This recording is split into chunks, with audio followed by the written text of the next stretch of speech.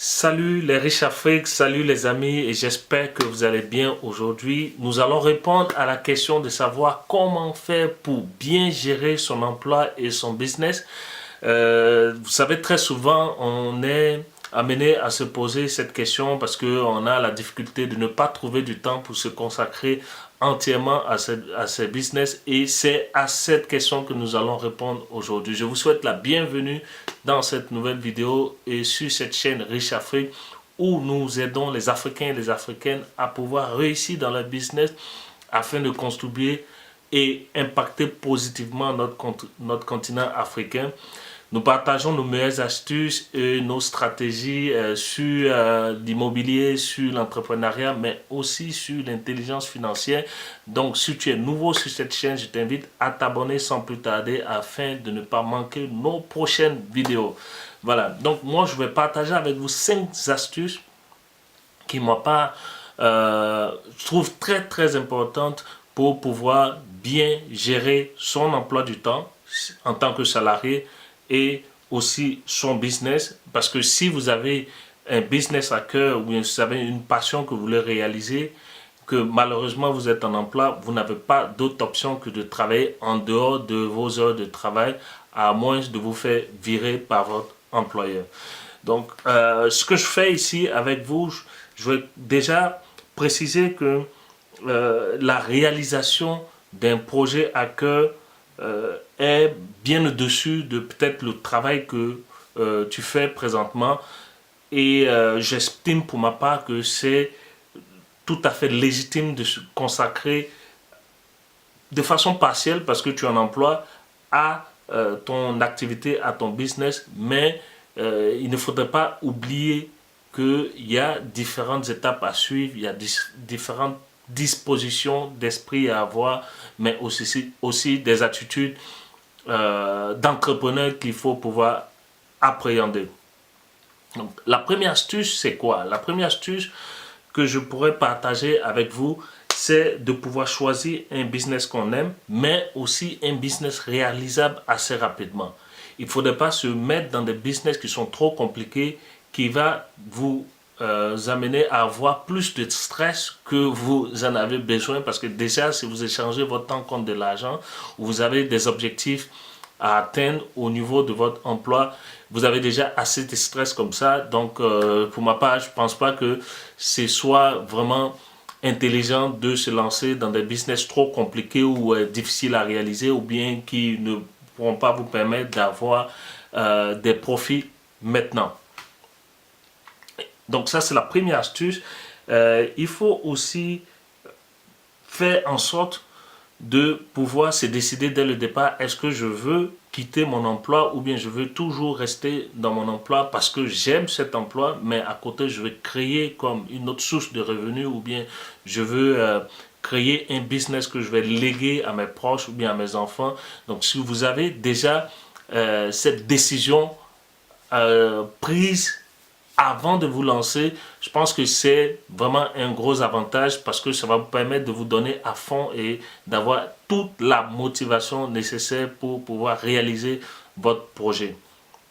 La deuxième astuce maintenant que je peux partager avec vous, c'est de pouvoir gérer de façon rigoureuse votre temps.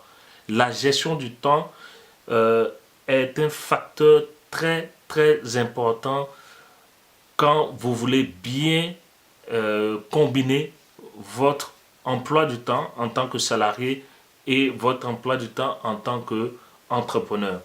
Parce qu'il est clair que vous devez automatiquement, je vais dire pour ma part, éliminer toutes les sources de distraction, tout ce qui est comme jeu en ligne, ou bien tout ce qui est comme after work, ou bien le temps d'aller au restaurant ou bien au maquis, pète toute la soirée après le travail avec des amis ou bien des proches, ou bien même au niveau de la pause déjeuner, au lieu de prendre 1 heure de temps, vous pouvez facilement prendre, tout simplement prendre peut-être 30 minutes ou bien 20 minutes et prendre le reste de ce temps-là pour pouvoir vous consacrer à votre business. Donc c'est très important de pouvoir être discipliné dans la gestion de son temps, parce qu'il faut prendre vraiment l'engagement de pouvoir trouver ce temps-là et se mettre vraiment au travail. Tout ce qui est réseaux sociaux, Facebook ou bien Instagram ou bien YouTube, à moins que ce soit vraiment en lien avec votre business, en lien avec votre projet d'entreprise, je pense qu'il faut littéralement éliminer toutes ces sources de distraction parce que vous allez pouvoir prendre ce temps-là pour faire autre chose et pour pouvoir développer au fur et à mesure votre business. Maintenant, la troisième astuce que je voulais partager avec vous, c'est de vraiment faire en sorte de travailler régulièrement.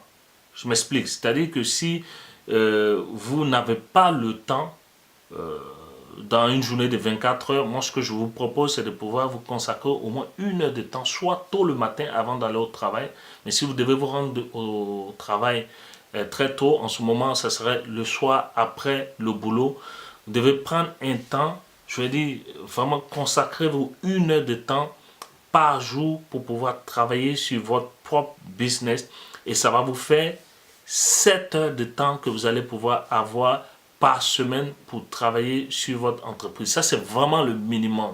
Mais je dirais qu'il faut pouvoir consacrer beaucoup plus de temps si vous voulez obtenir des résultats assez rapidement. Faites vraiment cet effort-là parce que je pense que c'est la clé et c'est aussi une manière pour vous de pouvoir trouver l'équilibre entre le temps que vous voulez passer avec vos proches, avec vos amis ou bien avec votre famille et entre le temps que vous voulez vous consacrer à votre business. Il ne faudrait pas se mettre à l'idée, ok, je n'ai pas le temps en semaine, je vais attendre à la fin de la semaine pour pouvoir travailler. Moi, je pense que ce n'est pas une décision efficace parce que bien souvent, en ayant nous, Africains, on sait qu'à la fin de la semaine, il y a la vie associative, il y a aussi les associations religieuses, ou bien il y a que vous devez aller prier, ou bien vous devez peut-être aller aux funérailles, ou bien bon, on sait que la fin de semaine, c'est vraiment très très compliqué de se trouver du temps. Donc moi, quand j'étais en emploi et que j'ai commencé à me consacrer à mes business, je me suis consacré vraiment 1 heure minimum par jour où je devais peut-être travailler sur certains projets, où je devais peut-être lire des livres, où je devais me former. En tout cas, c'est ça que vous devez absolument faire. Maintenant, la quatrième astuce que je peux partager avec vous, c'est vraiment de vous trouver du temps. C'est aussi important du temps non pas pour pouvoir travailler, mais du temps pour pouvoir établir un budget d'épargne.